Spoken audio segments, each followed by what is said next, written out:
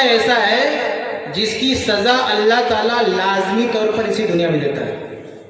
والصلاة والسلام على رسول الأمين وعلى آله وصحبه أجمعين وأشهد أن لا إله إلا الله وحده لا شريك له وأشهد أن محمدا عبده ورسوله. محترم حاضرین، سامعین، سامعات، موضوع ہے وراثت میں تاخیر اور اس سے پنپنے والی برائیاں.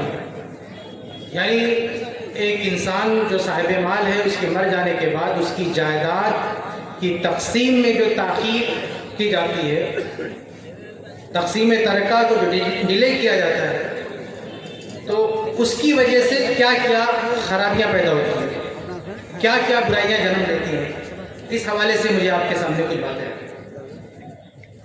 محترم حاضرین، اسلام وہ واحد مذہب ہے جس نے اپنے ماننے والوں کو مالی معاملات میں سب سے بڑھ چڑھ کر رہنمائی کی. اسلام میں دیکھیں جو 5 ارکان ہیں، اس میں سے ایک پورا رکن مال سے متعلق ہے، زکوٰۃ. پورا زکوٰۃ کا ایک نظام ہے. انسان اس دنیا میں مال کما کے فوت ہو جاتا ہے، اس کا مال کیسے بانٹا جائے، پورا اس کا ایک نظام ہے، نظام وراثت. اس کے علاوہ زندہ رہتے ہوئے آدمی جو کماتا کھاتا ہے، اس کا ایک مکمل نظام ہے، نظام تجارت. اس کے علاوہ قرض کا نظام، ہبہ ہدیہ وغیرہ سے متعلق رہنمائی، سود کی حرمت. آپ دیکھیں گے تو مالی معاملات میں اسلامی تعلیمات کا ایک بہت بڑا سلسلہ ہے. اگر ان تمام تعلیمات پر عمل کیا جائے تو مسلمانوں کی پوری دنیا میں معاشی حالت سب سے بہتر، سب سے مضبوط ہو سکتی ہے. اقتصادی معاملات میں سب سے بہتر حالت ان کی ہو سکتی ہے. اور جب ہمارے اسلاف نے ان تمام مالی نظام کو اپنایا، اس پر عمل کیا، تو دنیا نے دیکھا کہ مالی اعتبار سے کس قدر وہ بے نیاز ہو گئے. خود عہد فاروقی میں بعض صحابہ کا حال یہ ہے کہ جن چیزوں میں زکوٰۃ نہیں ہے، کہتے ہیں اس میں بھی زکوٰۃ دے دو. غلاموں میں زکوٰۃ، گھوڑوں میں زکوٰۃ. اتنا اللہ تعالیٰ نے مال عطا کیا، اتنی فراوانی عطا کی. بعد کے کچھ لوگوں کو ڈھونڈنا پڑتا تھا کہ کون غریب ہے، کون فقیر ہے، کس کی مدد کی جائے.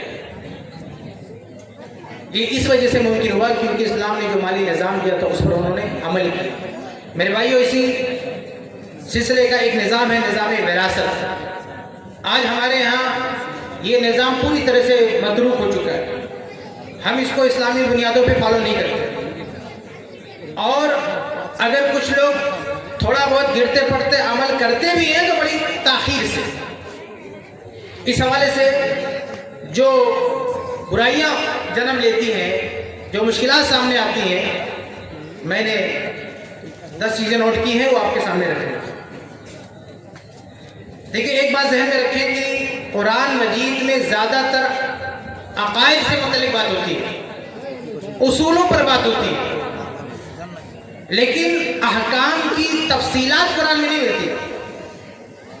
لیکن جہاں جہاں مالی مسئلہ ہے، مال کو کسی کے حوالے، مالی حقوق کو کسی کو دینے کا مسئلہ ہے، آپ دیکھیں گے وہاں قرآن پوری تفصیل کے ساتھ بات کرتا ہے. وراثت کا مسئلہ ہے، مکمل تفصیل آپ کو ملے گی قرآن میں کہ ایک آدمی مال چھوڑ کے گیا، اب یہ کس کو دیا جائے، پورا کھول کے اللہ نے بتا دیا. زکوٰۃ کا مسئلہ ہے، اللہ نے پوری تفصیل کے ساتھ بتا دیا یہ کس کس کو دیا جائے. فقیر مسکین کی ایک کیٹیگری ہے، لیکن دونوں کو الگ الگ بیان کر دیا. انما الصدقات للفقراء والمساکین. قرض کا مسئلہ ہے، قرآن نے پوری تفصیل کے ساتھ کہا کہ لینا دینا ہو، گواہ بنا لو، لکھ لو. سود کا مسئلہ ہے، اتنی سختی سے تاکید کی کہ اللہ اس کے رسول سے جنگ کرنے کے لیے تیار ہو جاؤ، اگر اس سے رکتے نہیں تو. آپ پورا قرآن کھول کے دیکھ لیجئے، جہاں جہاں مالی معاملات ہیں، یعنی لین دین کی باتیں، قرآن پوری تفصیل میں بات کرتا ہے، کیونکہ اس کی وجہ سے بہت بڑا فساد جنم لیتا ہے، بہت بڑے جھگڑے ہوتے ہیں. اس لیے اللہ نے مالی جو اہم موڑ ہے مالی معاملات میں، وہ سب قرآن میں پوری تفصیل سے بیان کرتے ہیں. جبکہ احکام کا مسئلہ، کیونکہ اس کی وجہ سے برائیاں جنم لیتی ہیں. لیکن افسوس کی اتنی تفصیلات کے باوجود بھی ہم عمل نہیں کرتے. اس کی وجہ سے ہمارے معاشرے میں کیا کیا برائیاں جنم لیتی ہے، آئیے کچھ دیکھتے ہیں۔ سب سے پہلی بات تو دینی اعتبار سے کہ اگر ہم بر وقت وراثت کی تقسیم نہیں کرتے ہیں تو اللہ اس کے رسول کے حکم کی نافرمانی کرتے ہیں۔ اللہ اس کے رسول کا حکم ہے کہ ایک آدمی فوت ہوا، اب اس کا مال اس کے وارثین میں بڑھ جانا چاہیے۔ قرآن نے اسے یوصیکم اللہ وصیت کے لفظ سے اس کو بیان کیا ہے، جس میں اور تاکید کا معنی پیدا ہے، جس میں کسی طرح کی کوتاہی نہیں ہونی چاہیے، پورے اہتمام سے اس پر عمل ہونا چاہیے۔ اس کو فرض کہا، فرائض کہا، فریضہ کہا، اس کے باوجود بھی اس پر عمل نہیں ہو رہا ہے۔ تو ایک نقصان یہی ہے دینی اعتبار سے کہ اللہ رب العالمین کی نافرمانی ہو رہی ہے، اللہ کے رسول صلی اللہ علیہ وسلم کی نافرمانی ہو رہی ہے۔ میرے بھائیوں، وراثت کا مسئلہ اس میں تاخیر نہ ہو، اس کی خاطر وراثت کے جاننے والے میراث کے ماہرین نے میراث کی کتابوں میں الارث التقدیری کے تحت جتنے مسئلے آتے ہیں ان کو بڑے کھول کے بیان کیے۔ جیسے جو علماء وراثت جانتے ہیں، جو طلبہ جانتے ہیں، وراثت کی کتابوں میں ایک چیپٹر ہوتا ہے میراث الحمل، یعنی پیٹ میں جو بچہ ہے اس کا کتنا حصہ ہے۔ آپ سوچیں پیٹ میں بچہ کتنا دن رہے گا، 9 مہینے کے بعد اس کی ولادت ہوگی، لیکن 9 مہینہ انتظار نہیں کرنا ہے، اس کا حصہ لگاؤ، بانٹو وراثت۔ یہ علماء، یہ ماہرین اتنی محنت سے وراثت کا مسئلہ کیوں سمجھاتے ہیں؟ اگر اس میں تاخیر کی گنجائش تھی تو میراث الحمل پر اتنا سر کھپانے کی کیا ضرورت ہے؟ اسی لیے ضرورت ہے کیونکہ ڈیلے نہیں کیا سکتا، بچہ پیدا ہو یا نہ ہو، پیٹ میں ہے، اس کے کیا کیا چانسز ہو سکتے ہیں، کیا کیا حالات ہو سکتے ہیں، وہ طے کر کے اس کا حصہ فکس کیا جاتا ہے، باقی کو بانٹ دیا جاتا ہے۔ 1 سال رکنے کی بات نہیں کہتے۔ ایک خلصہ مشکل کا مسئلہ آتا ہے وراثت میں، یعنی کوئی چھوٹا بچہ، پتہ نہیں مرد ہے کہ عورت، آج کل تو میڈیکل سائنس ترقی کر چکے، بڑا آسان ہے کرنا، لیکن پہلے بڑا مشکل تھا۔ کبھی کبھی ایسے لڑکے پیدا ہوتے ہیں، ایسا بچہ پیدا ہوتا ہے کہ وہ لڑکا ہے یا لڑکی ہے طے کرنا بڑا مشکل ہوتا ہے، لیکن وہ عمر کا ایک مرحلہ گزارنے کے بعد اس کے اعضاء کنفرم ہو جاتے ہیں کہ ہے کیا۔ لیکن وراثت کا فن کہتا ہے، وراثت کا علم کہتا ہے کہ نہیں، آپ کو انتظار نہیں کرنا، ابھی بانٹو، اس کا جو حصہ ہو سکتا ہے طے کر کے الگ کر دو، لیکن ابھی بانٹو۔ ایسے وراثت میں ایک مسئلہ آتا ہے مفقود کا، ایک آدمی مسنگ ہے، غائب ہے، کہا جا سکتا ہے کہ تھوڑا ویٹ کر لو، انتظار کر لو، وہ آ جائے گا تب بانٹنا، لیکن نہیں۔ میراث کے ماہرین نے وہ مسئلہ بتایا، وہ پتہ نہیں کب آئے گا، لیکن ابھی مسنگ ہے، ہونے دو، آئے گا تو دیکھا جائے گا، لیکن وراثت ابھی بٹی گئی۔ ذرا سوچیے ان سارے مسائل پہ سر کھپانے کی کیا ضرورت ہے؟ حالانکہ مسائل بڑے مشکل ہو جاتے ہیں، جو لوگ اس علم سے بھاگتے ہیں اس کے پیچھے وجہ یہ مسائل ہے، باقی جو جنرل مسائل بڑے آسان ہیں، مشکلیں یہیں پیش آتی ہیں۔ یہ ساری مشکلوں کو وراثت کے فن میں نچوڑ کر رکھ دیا گیا ہے تاکہ طلبہ اس کو پی لیں اور سمجھ لیں، صرف اس لیے تاکہ اس کی تقسیم میں تاخیر نہ ہونے پائے۔ کیا فائدہ یہ فن پڑھنے پڑھانے کا اگر ہم نے یہ سمجھ رکھا کہ جب مرضی جب بانٹیں گے کو؟ تو میرے بھائیوں، سب سے پہلی بات ہے کہ دینی اعتبار سے ہمارا نقصان ہے، اللہ اس کے رسول کی نافرمانی ہے کہ ہم اس پہ عمل نہیں کریں گے۔ تو یہ پہلا نقصان ہے، یہ پہلی خرابی ہے کہ اللہ اس کے رسول کی نافرمانی ہو رہی ہے۔ ہمارا سلوگن کیا ہے؟ اطیعوا اللہ و اطیعوا الرسول، ہم اس کے لیے جانے اور پہچانے جاتے ہیں۔ اس لیے میرے بھائیوں، ہم اہل حدیثوں کی ذمہ داری اور بڑھ جاتی ہے کہ جس طرح ہر مسئلے میں ہم لوگوں کو قرآن و حدیث پر لا رہے ہیں، اس مسئلے میں بھی قرآن و حدیث کی طرف لائیں۔ اور اللہ کا فضل ہے، ہندوستان کی سرزمین پر اللہ رب العالمین نے اہل حدیثوں کو توفیق بخشی کہ وہ اس مسئلے پہ کانفرنس کریں۔ میرے خیال سے سب سے پہلے وراثت کے مسئلے پر میں نے ممبئی میں کانفرنس کروائی۔ میں نے اس سے پہلے بہت تلاش کیا، لوگوں سے پوچھا کیا اس سے پہلے کسی بھی مسلک میں وراثت کے موضوع پر کانفرنس کرائی ہے؟ کسی نے نہیں کرائی۔ وہ پہلی کانفرنس تھی ممبئی میں، دوسری یو پی میں اور تیسری شاید ہی بہار میں، لیکن یہ سلسلہ، یہ تینوں کانفرنس اہل حدیث کی طرف سے، یہ اہل حدیث کی جو تربیت ہے کتاب اللہ کتاب رسول کی طرف آنے کی، اللہ کے فضل و کرم سے جب بھی بات کی جاتی ہے ایک بڑی تعداد میں لوگ راہ راست پر آتے ہیں۔ اس لیے ہم ضرورت محسوس کرتے ہیں کہ بات کریں اور لوگوں تک علم پہنچائیں۔ اس لیے کتاب و سنت کی جہاں مخالفت ہو میرے بھائیوں، ہمیں اس میں اپنی سدھار کی بھرپور کوشش کرنی چاہیے، کیونکہ ہم اسی حوالے سے پہچانے جاتے ہیں۔ آگے بڑھتے ہیں۔ وراثت کی تقسیم میں تاخیر کا دوسرا نقصان ایک بہت بڑا نقصان یہ ہوتا ہے کہ میت کا جو صاحب مال جو مال چھوڑ کے گیا اس کا بھی ایک حق کنیکٹ ہے وراثت سے. میراث کی کوئی کتاب اٹھا کے دیکھو,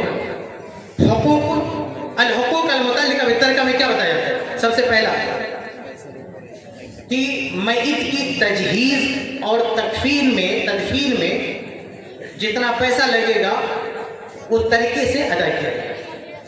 یہ مال وراثت ترکے کا پہلا حق. کسی بھی کتاب میں اٹھا کے دیکھو, وراثت کی کوئی بھی کتاب اٹھا کے دیکھو, میت کے چھوڑے ہوئے مال کا جو پہلا حقدار ہے وہ خود میت ہے کہ اس کے کفن دفن میں اسی کے مال سے پیسہ لگے.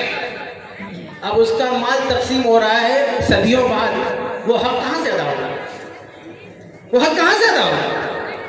آپ کو صحیح بخاری کی حدیث یاد دلاؤ.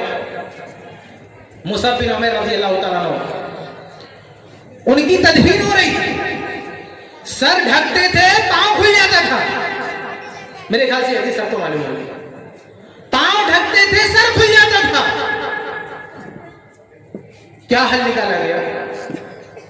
اللہ کے نبی صلی اللہ علیہ وسلم فرمایا کہ سر ڈھک دو اور پاؤں کی جگہ پہ ازخیر گھاس رکھو. ایسے ان کو قبر کے حوالے کر دیا گیا. یہاں پہ ایک سوال پیدا ہوتا ہے کہ کیا صحابہ میں کسی کو یہ سمجھ میں نہیں آیا کہ تھوڑا سا کفن کم پڑ رہا ہے, چل کے خرید کے لا کے ڈونیٹ کر دیتے ہیں, دے دیتے.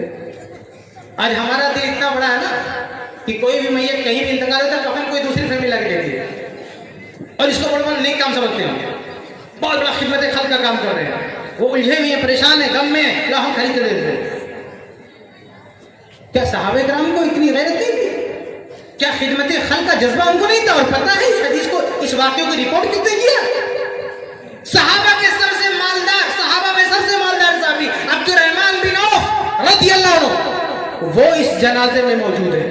وہ اپنی آنکھوں سے دیکھ رہے ہیں کہ پاؤں ڈھکنے کے لیے کپڑا نہیں ہے, وہ خرید کے کفن نہیں لا رہے. حالانکہ عبد الرحمن بن عوف وہی ہے کہ امام صاحبی رحمہ اللہ نے لکھا کہ اہل مدینہ, سارے اہل مدینہ پر ان کا احسان ہے. 1/3 کو خیرات دیتے تھے, 1/3 کا قرضہ معاف کرتے تھے, 1/3 کے ساتھ صلہ رحمی کرتے تھے. بے حساب دولت خرچ کی عبد الرحمن بن عوف رضی اللہ عنہ نے اسلام کے لیے, مسلمانوں کے لیے.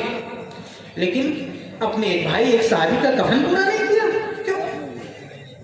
اس لیے کہ یہ میت کی تکریم نہیں ہے. میت کی تکریم یہ ہے کہ اگر اس نے خودداری میں زندگی گزاری ہے, زندگی بھر کسی کا دیا ہوا نہیں لیا ہے, اپنی کمائی سے کھایا ہے, تو آج اگر اللہ کے پاس جا رہا ہے تو اپنی کمائی سے جائے گا, اپنا کپڑا پہن کے رہے گا, خیرات کے کپڑے میں نہیں جائے گا. صحابہ نے مصعب بن عمیر کی تکریم کی, ان کا احترام کیا کہ یہ خوددار ہمارا ساتھی ہے, زندگی میں کبھی نہیں مانگا کسی کے سامنے. آج اس کا جتنا کپڑا ہے اس سے اس کی ضرورت پوری ہو جائے گی, اسے ہم خیرات کا کفن نہیں دیں گے. لیکن ہم ہر میت کو خیرات کے کفن میں لپیٹ کے بھیجتے ہیں, اس لیے کہ کیلکولیشن نہیں ہوتا. ارے بھائی چلو وقتی طور پر کسی نے دے دیا, بعد میں آ کے وصولنا چاہیے نا گھر پہ,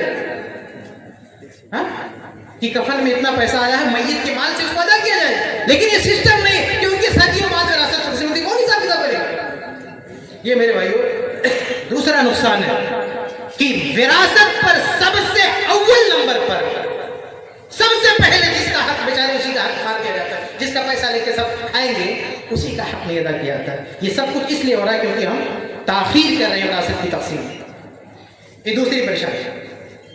آگے بڑھتے میرے بھائیو, تیسرا فساد کیا دیکھنے کو ملتا ہے؟ ہمارے معاشرے میں بر وقت وراثت کی تقسیم کا نظام نہیں ہے, اس کی وجہ سے تعلیمی اور تبلیغی نقصان بھی ہوتا ہے.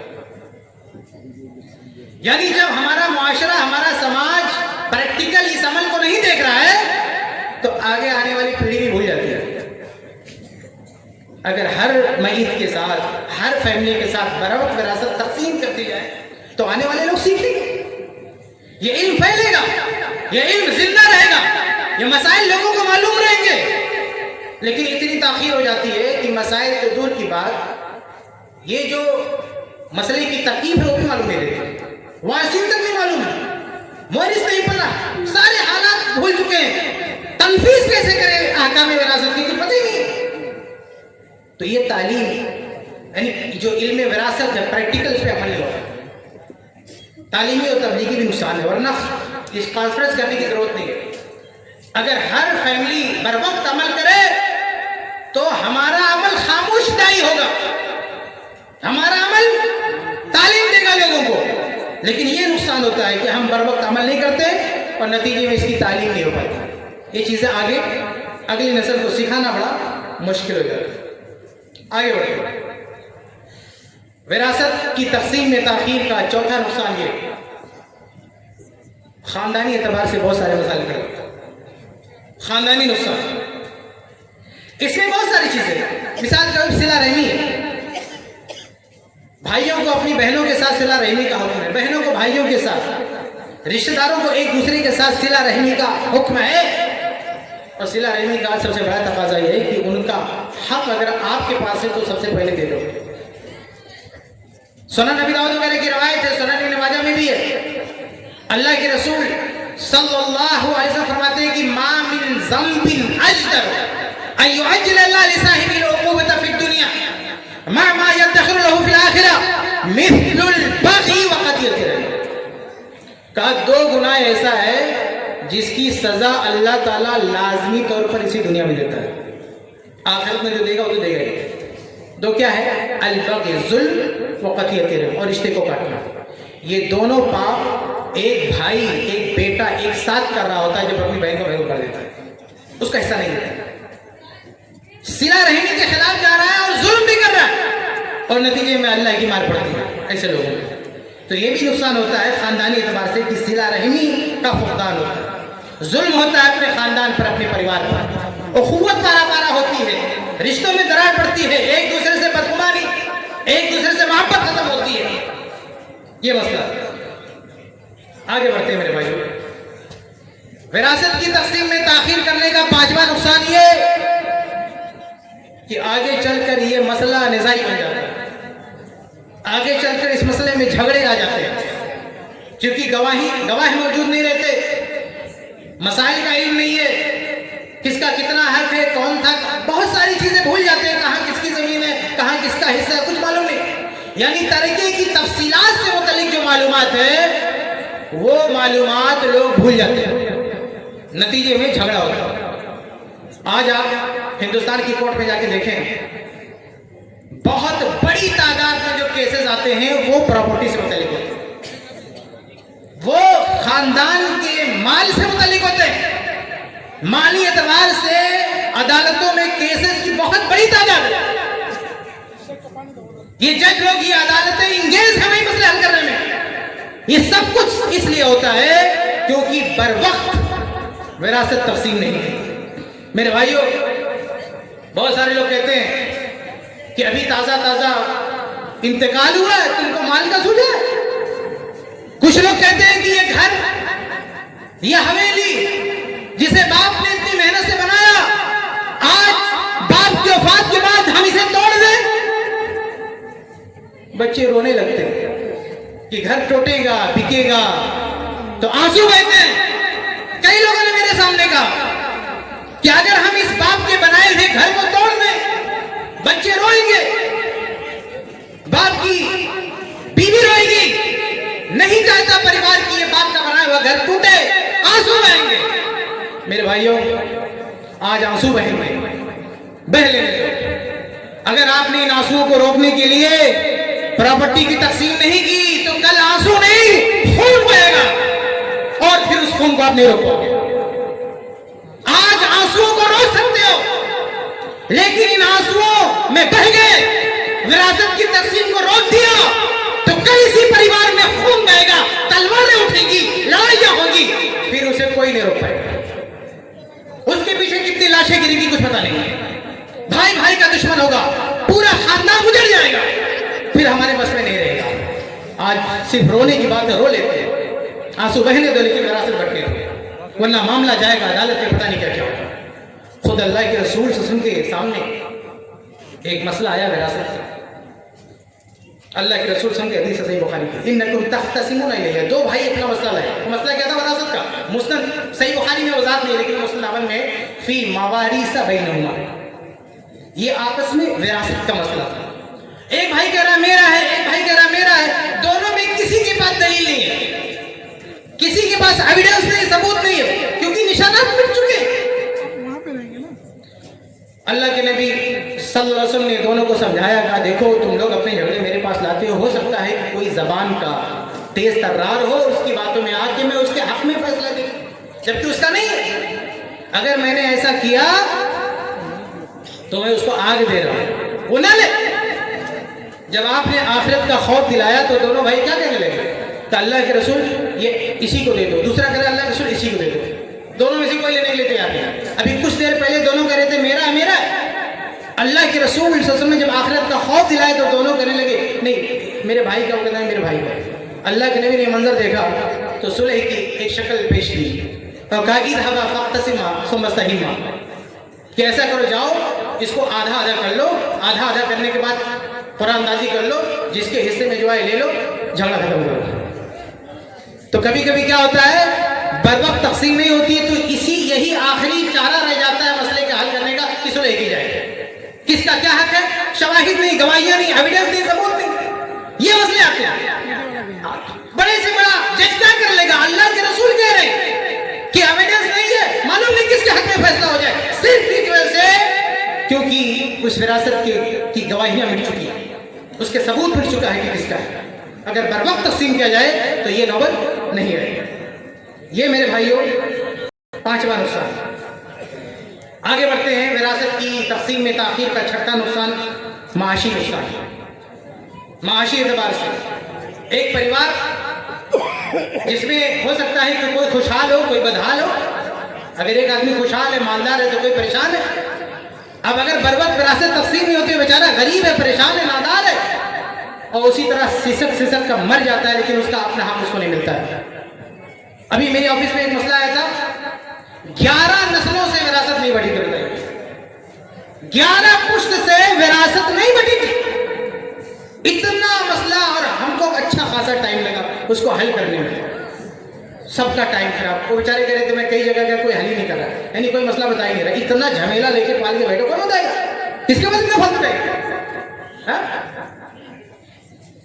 تو مسئلہ یہ ہے کہ یہ ساری مصیبت اس لیے آتی ہے کیونکہ آپ نے بر وقت تقسیم نہیں کیا۔ تو بر وقت تقسیم نہ کرنے کا نقصان یہ ہے کہ ایک آدمی بیچارہ مر جاتا ہے، باپ بھی مر گیا، بیٹا بھی مر گیا، پوتا مر گیا، ان میں سے کسی کو اپنا حق نہیں ملا۔ آپ سوچیں ایک آدمی، ایک لڑکا بیمار ہے، علاج کے پیسے نہیں ہیں، کروڑوں کی پراپرٹی ہے، تقسیم نہیں ہوئی اس لیے بیچارہ مر گیا لیکن علاج نہیں کرا سکتا۔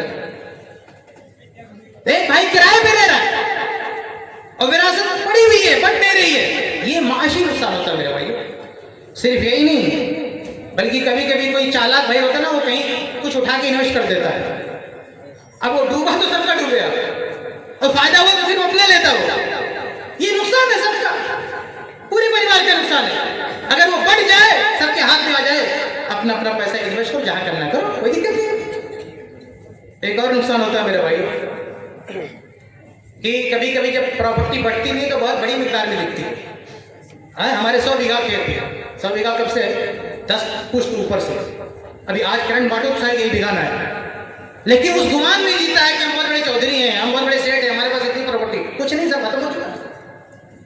نتیجہ کیا ہوتا ہے، ہاتھ پہ ہاتھ دھرے بیٹھا رہتا ہے، وہ فیملی ترقی نہیں کرتی۔ اچھا یہ ایک ہندو نے ایک آرٹیکل میں لکھا ہے، ان کی وراثت تقسیم میں تاخیر ہوتی ہے نا، بٹوارا نہیں ہوتا، تو اس نے کہا کہ اس کا سائیڈ ایفیکٹ یہ نقصان یہ ہے کہ ہماری آنے والی پیڑھی جو ہے متحرک نہیں ہوتی، کمانے کے لیے کا دائیا نہیں پیدا ہوتا، کسبی نشاط نہیں آتا ان کے اندر کہ چلو کچھ کرے۔ جب آدمی سوچتا ہے کہ ہمارے پاس کچھ نہیں ہے تو اس کا دل آمادہ ہوتا ہے کہ چلو کچھ کمائیں، کچھ کریں، سنگھرش کریں، لیکن یہ خواب پال کے بیٹھا کہ بہت زیادہ بڑی پراپرٹی ہے، کچھ نہیں کرتا، یہ نقصان معاشی اعتبار سے۔ ابھی تقسیم ہو جائے تو سب اپنی اوقات میں آ جائیں کہ ہماری کیا حالت ہے، کیا پوزیشن ہے۔ ایک اور نقصان ہوتا ہے میرے بھائیوں کہ بہت ساری پراپرٹی پہ دوسرا کوئی قبضہ کر لیتا ہے اور کوئی بچانے آئے، کوئی کیس لڑنے نہیں آتا ہے۔ وجہ کیا؟ ہمارے یہاں کہاوت ہے یوپی میں، سجیاری سوئی بھنڈم ڈالا، سوئی جانتے سوئی جی، کہتے ہیں اگر سوئی مشترکہ ہے جسے کپڑا سلتے ہیں، اگر وہ مشترکہ ہے تو کوئی نہیں اٹھائے گا، وہ بڑا سا بانس لاؤ اس میں باندھو رسی سے تب اٹھے گی، کیوں؟ کیونکہ حصہ ہے. تو ایسے ایک پراپرٹی میں کئی لوگ شریک ہوتے ہیں نا, تو اگر اس کو کوئی قبضہ کر رہا ہے, چھین رہا ہے, تو کوئی نہیں, میرا اکیلا تھوڑی جا رہا ہے, چلو سب کا جا رہا ہے. آدمی کو دوسرے کی پریشانی سے خوشی ہوتی ہے, وہ یہ سوچ کر مطمئن ہو جاتا ہے میں اکیلا تھوڑی, اس کا بھی جا رہا ہے, چلو کوئی دقت نہیں. کسی کو نہیں ملتا, کوئی تیسرا قبضہ کر کے بیٹھ جاتا ہے, کسی کو پورے پریوار میں کسی کا ہاتھ نہیں آتا ہو. لیکن اگر وہ الگ کر دیا جائے, پھر کوئی قبضہ کر کے دیکھو, ابھی خون کی ندیاں بہ جائیں گی, یہ ہمارا کیسے قبضہ کرے گا. یہ معاشی اعتبار سے طرح طرح کے نقصانات ہوتے ہیں بر وقت اگر وراثت تقسیم نہیں ہوتی تو. آگے بڑھتے ہیں. ایک ساتواں نقصان یہ کہ بہت سارے شرعی مسائل کی تنفیذ نہیں ہو پاتی, وہ معاملہ بھی ہولڈ پہ رہتا ہے. جیسے زکوٰۃ کا مسئلہ ہے, باپ مال چھوڑ گیا, سب کے پاس پراپرٹی آ گئی, کوئی تجارت کا معاملہ ہے, کیش ہے, بہت ساری چیزیں ہیں, وہ سب کی ملکیت میں آ گیا نا, وہ آٹومیٹک ان کا ہو گیا. لیکن وہ بندہ زکوٰۃ نہیں نکال سکتا, کیوں؟ کیونکہ ابھی پوزیشن اس کو نہیں ملی ہے, یعنی کسی بھائی نے اپنے پاس اکٹھا کر کے رکھا ہوا, دیا ہی نہیں, تو زکوٰۃ کا جو حکم ہے وہ نافذ ہی نہیں ہو سکتا, اس میں عمل ہی نہیں ہو پا رہا, صرف اس وجہ سے کیونکہ اپنے ہاتھ میں نہیں, تصرف کا اختیار ہم کو نہیں ملا. ورنہ اگر تصرف کا اختیار مل جائے تو کتنوں کا بھلا ہو جائے, غریبوں کا, بندہ زکوٰۃ دے دے. تو کئی سارے ایسے اسلامی بلکہ زکوٰۃ, فرض زکوٰۃ جانے دیجیے, نفلی صدقہ خیرات کا مسئلہ ہے. خواتین کے پاس جو ہے, خواتین کے سروں پہ اخراج کی ذمہ داری نہیں ہے, ان کو صرف ملتا ہے, ان کے پاس صرف پیسے آتے ہیں, پیسے خرچ کرنے کی ضرورت نہیں ہے. اس لیے اللہ کے نبی صلی اللہ علیہ وسلم نے ان کو ابھارا تھا عید کے میدان میں, تصدقنا, صدقہ کرو, صدقہ, کیونکہ خرچہ نہیں کرنا, صدقہ کرو جاتے جاتے. اب ہمارے یہاں خواتین کو محروم کر دیا گیا زکوٰۃ سے, اس سے, میراث سے, کہاں سے خرچہ کریں گے؟ وہ شوہر کے لیے کہ پائی کے لیے جھاڑا کر رہی ہے, پیسہ آئیں گی, سیونگ نہیں, پراپرٹی نہیں ہے, کیا خیرات کریں گی, کیا صدقہ خیرات کریں گی؟ وہ سب سے زیادہ صدقہ خیرات جو معاشرہ کر سکتا ہے خواتین کا معاشرہ ہے, کیونکہ ان کو صرف خرچ کرنا ہے, ٹینشن نہیں ہے. چھوٹی ہے تو باپ ذمہ دار ہے, شادی ہو گئی شوہر ذمہ دار ہے, بوڑھی ہو گئی بچہ ذمہ دار ہے, صرف خرچ کرنا ہے, کوئی دقت نہیں. لیکن یہ قوم ان کے صدقات سے فائدہ نہیں اٹھا پا رہی ہے کیونکہ وراثت رکی ہے. تو بہت سارے, چاہے زکوٰۃ ہو, صدقہ خیرات, بہت سارے جو شرعی احکامات ہیں وہ ہولڈ پر ہیں کیونکہ پراپرٹی ان تک نہیں پہنچی. آگے بڑھتے ہیں. ایک آٹھواں مسئلہ میرے بھائی, بلکہ اسی میں ہم اس کو رکھ سکتے ہیں کہ بہت ساری رفاہی خدمات میں اس کا بہت بڑا رول ہو سکتا ہے, لیکن وہ نہیں ہو پاتا اس لیے کیونکہ وراثت تقسیم نہیں ہو رہی. آج میں بہت ساری کمیٹی کو دیکھتا ہوں, کچھ لوگوں نے NGO بنا کے رکھی ہے, کیا بیواؤں کی مدد کریں گے, ایک عورت بیوہ ہوگی اس کی مدد کریں گے, ایک عورت پریشان ہے اس کے گھر راشن پہنچائیں. کتنے لوگ ہیں راشن کی بوری بنا کے غریب کے گھروں پہ پہنچاتے ہیں, حالانکہ کروڑوں جائیداد اس سے کنیکٹ ہے. اس کو خیرات دینے سے کہیں بہتر ہے کہ جاؤ اس کی جائیداد چھڑا کے اس کے حوالے کر دو. ایسی بہت ساری ماں بہنیں ہیں جن کے بھائی لوگ ان کی جائیداد ہڑپ کر کے بیٹھے ہیں اور یہ قوم ان کو خیرات بانٹ رہی ہے. ارے خیرات سے بہتر ہے جاؤ لڑ جھگڑ کے اس کا جو اپنی پراپرٹی ہے دلاؤ, خیرات کھانے کی ضرورت نہیں ہے اس کو. لیکن ہم بیٹھ کے خیرات کھلا رہے ہیں, بہت بڑے انسانیت کی خدمت کرنے والے, بہت بڑے خدمت خلق والے ہیں. ارے اس کا اپنا حصہ تو کیا خیرات کھلا دو, خیرات کھانے کی ضرورت نہیں ہے, کروڑوں مل سکتا ہے اس کو. اللہ کے فضل و کرم سے ممبئی میں کئی فیملی میں میں نے بات کیا, ایک لڑکیوں کو کروڑوں ملا, جس کی کوئی امید نہیں تھی, اس کو کروڑوں اس کے حصے میں آیا, صرف تھوڑی سی محنت کرنے کے بعد, تھوڑی سی ذہن سازی کرنے کے بعد. بلکہ آپ حیران ہوں گے, ممبئی میں ایسے بھی مسئلے جو وراثت کی کتابیں پڑھتے ہیں, نانی تک تو وراثت ملی ہے, ایسے مسائل. بلکہ کوئی مسئلہ حمل کی وراثت ہے, مفقود کی وراثت, یہ سارے مسائل پریکٹیکل ممبئی میں ہم نے حل کر کے دیے. لوگ عمل کرنے کے لیے تیار ہیں, آپ ان کو بتاؤ تو صحیح. کسی کی مدد کرنا ہے تو بجائے اس کے کہ خیرات کھلاؤ, پہلے اس کا حق اس تک پہنچاؤ. لیکن یہ کیسے ممکن ہے؟ ممکن نہیں, کیونکہ وراثت کی تقسیم نہیں ہو پائے بر وقت. آگے بڑھتے ہیں میرے بھائیوں. ایک نویں خرابی یہ ہے کہ وراثت بر وقت تقسیم نہیں ہوتی تو حقوق کی پامالی ہوتی ہے, ناانصافیاں ہوتی ہیں, رشتہ داروں پر بعض رشتہ دار ظلم کرتے ہیں. ایک پراپرٹی ہے, دکان ہے, اس کا کرایہ آ رہا ہے, بیٹھ کے صرف بیٹا کھا رہا ہے, اس کی بہن کا بھی حصہ نا, کرایہ اس کے پاس جانا چاہیے لیکن نہیں دے رہا. یہ ظلم, یہ اتیاچار صرف اس وجہ سے کیونکہ یہ پراپرٹی تقسیم ہے. آج اگر بانٹ دی جائے تو اس کی بہن کیسے میں چلی جائے گی؟ یہ بیٹھ کے چوری کر سکتا ہے؟ اکیلے نہیں کر سکتا. لیکن یہ اتیاچار، یہ ظلم، یہ پاپ اس لیے ہو رہا ہے کیونکہ وراثت نہیں بٹ رہی ہے. اور بیٹا بانٹنے بھی نہیں دے رہا ہے کہ بانٹ دیں گے تو ہمارا انکم، سورس آف انکم کم ہو جائے گا. یہ چوری اور اکیلے فائدہ اٹھانے کا جو منمانی چل رہی ہے، اس کی وجہ ہے کہ بر وقت وراثت تقسیم نہیں ہو رہی. تقسیم کر دو، مسئلہ ختم. میں بات ختم کروں گا کہ 10ویں، میں نے 10 چیزیں نوٹ کی تھی، اختصار کے ساتھ میں اس کو عرض کر دوں. 10ویں چیز میرے بھائی اخروی اعتبار سے نقصان ہے، دنیاوی طور سے نہیں. خود میت کا بھی دیکھ لیں، اگر وہ کسی کا قرض لیا تھا اور ادا نہیں ہوا، فوت ہو گیا، اللہ کے رسول صلی اللہ علیہ وسلم سب سے پہلے کوشش کرتے تھے کہ میت کا کوئی قرض تو ادا ہو جائے. ایک وقت آیا جب بیت المال مسدود ہوا تو اللہ کے دین خود ادا کرنے لگے کہ قرض ادا کر. آج میرے بھائیوں کتنے لوگ ہیں جو اس دنیا سے چلے گئے، قرض لے کر چلے گئے اور اچھی خاصی پراپرٹی چھوڑ کے گئے.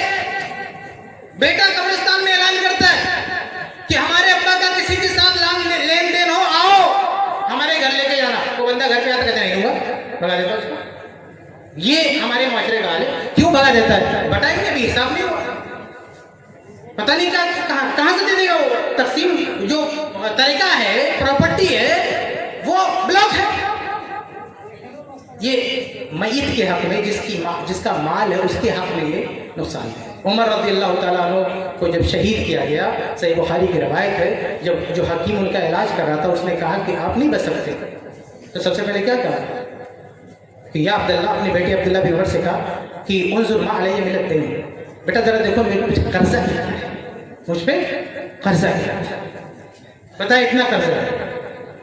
تو کہا کہ اتنا تو میرے پاس دولت ہی نہیں، حالانکہ سب سے بڑی کرسی پہ تھا، سب سے بڑے عہدے پہ تھا، خلیفہ تھا. انہوں نے کہا اتنی دولت میں چھوڑ کے نہیں آ رہا ہوں کہ میرا قرضہ ادا ہو جائے. کہا فلاں فلاں رشتہ داروں سے کہنا ہے کہ وہ ہمارا قرضہ ادا کر دے. یہ دنیا سے جانے والے کتنا فکر مند ہوتا ہے کہ ہمارا قرضہ ادا ہو جائے. اور آج اچھا خاصا آدمی چھوڑ کے جاتا ہے لیکن اس کا قرضہ نہیں ادا کرتا. آپ اگر صحابہ کرام کی زندگی پڑھیں میرے بھائیوں، مجھے ایک بھی ایسا واقعہ یاد نہیں کہ کسی بھی صحابی نے مورث کے مرنے کے بعد اس کی وراثت کی تقسیم میں لمحہ بھر تاخیر کی ہو، سوائے ایک واقعے کے جو صحیح بخاری میں ہے. زبیر رضی اللہ عنہ جو مبشر بالجنہ صحابی ہیں، ان کی شہادت ہوئی تو ان کے بیٹے عبداللہ بن زبیر نے 4 سال بعد وراثت تقسیم کی. جانتے کیوں؟ کیونکہ قرض کا مسئلہ تھا. زبیر رضی اللہ تعالیٰ عنہ اتنے امانت دار تھے کہ لوگ اپنی امانتیں لا کے رکھتے تھے کہ یہ لو یہ لو، تو کہتے تھے کہ اتنی لوگوں کی امانتیں میں سنبھال نہیں پاؤں گا. ایک شکل ہو سکتی ہے کہ اسے قرض میں کنورٹ کر دو، تم لوگ مجھے قرض دے دو تو یہ میری ذمہ رہے گا لوٹانا. امانت بول کے دو گے تو وہی چیز لوٹانی ہوگی، یہ میری مشکل ہے. ایسا کہ اس کو قرض بنا دو، پھر میں کوئی بھی پراپرٹی بیچ کے تم کو دے دوں گا جب میں لینا ہوگا تو. انہوں نے کہا ٹھیک ہے کوئی دقت نہیں، ہمیں پیسہ چاہیے. اس طرح سے بہت بڑی مقدار میں قرض ہو گیا ان کا. تنخواہ بھی بہت زیادہ تھا. عبد الرحمن بن عوف رضی اللہ عنہ جو سب سے مالدار تھے، ان سے بھی زیادہ تنخواہ چھوڑ کے گئے تھے زبیر رضی اللہ عنہ. تو عبداللہ بن زبیر رضی اللہ عنہ وراثت کو ہولڈ کر دیا اس کی تقسیموں کا. جب تک ابا کا قرضہ نہیں ادا ہوگا کسی کو نہیں ملے گا. حالانکہ جو چھوٹے چھوٹے لوگ تھے بار بار عبداللہ بن زبیر سے بولتے بانٹو بانٹو بانٹو، خاموش، جب تک قرضہ ادا نہیں ہوگا کسی نہیں ملے گا. اور حج کے موقع پر کھڑے ہو کے کہتے تھے، اعلان کرتے تھے کہ میرے ابا کی وفات ہو گئی، بہت دور دراز سے لوگ آئے ہو، بتاؤ اگر تم نے میں سے کسی نے لیا ہو تو بتا دو میں لوٹا دوں. 4 سال کے بعد جب اطمینان ہو گیا کہ اب کسی کا قرضہ نہیں بچا ہے، تب جا کے وراثت تقسیم کیا. یہ قرض کی اہمیت ہے میرے بھائیوں. اور آج ہم وراثت معمولی سے قرض ہے لیکن اس کو بھی ادا نہیں کر رہے ہیں، یعنی وراثت میں تقسیم میں تاخیر کر رہے ہیں. قرض سب سے، یہ تجہیز و تکفین کے بعد دوسرے مرحلے پر جو طریقہ کا حق ہے وہ قرض کی ادائیگی ہے. تو اخروی لحاظ سے اس کا بھی نقصان ہے بیچارے کا، میت کا جس کا قرضہ ادا نہیں کر رہے. اور ساتھ میں جو وارثین ہیں کیا وہ گنہگار نہیں ہوں گے؟ وہ قرض ادا نہیں کرے ان کا حق بنے گا ہی نہیں جب تک قرضہ نہیں ادا کرے. ان کا جتنا اتنا بنے گا.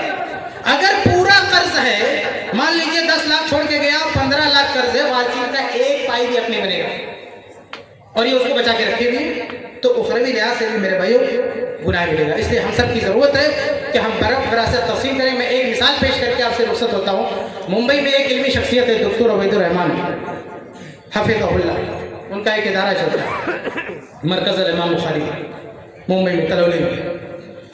ان کے جو والد کی وفات ہوئی، قبرستان میں تدفین کر کے آئے اور جیسے گھر پہنچے ترنت سب کو بلا کے وہیں پہ وراثت بانٹ دیا. دکتر عبید الرحمان صاحب نے اسی دن سیم ڈے جس دن والد کی وفات ہوئی اسی دن بٹوارا کر دیا. کچھ دن کے بعد والدہ کا بھی انتقال ہوا. اچھا جب بٹوارا ہوا تو ان کی اپنے والد کی بیوی یعنی والدہ کو بھی حصہ لگا. کچھ دن کے بعد والدہ کا بھی انتقال ہو گیا. لیکن وہ رات میں انتقال ہوا تھا, شام کا مسئلہ تھا, میں بھی گیا تھا جنازے میں. دوسرے دن, کیونکہ رات میں امید نہیں ہو سکا, دوسرے دن فجر کی نماز پڑھ کے سب سے پہلا کام کیا, سب کو اکٹھا کر کے وراثت تقسیم کر. تو الحمدللہ اہل حدیث نے اس ہندوستان میں بھی ایسا ریکارڈ قائم کیا ہے. ہم سب کی ذمہ داری ہے کہ جتنا جلد ہو سکے وراثت تقسیم کر دیں. اللہ سے دعا کرتا ہوں ہم سب کو حق بات کہنے سننے اس کے مطابق ہونے کی توفیق دے. آمین یا رب.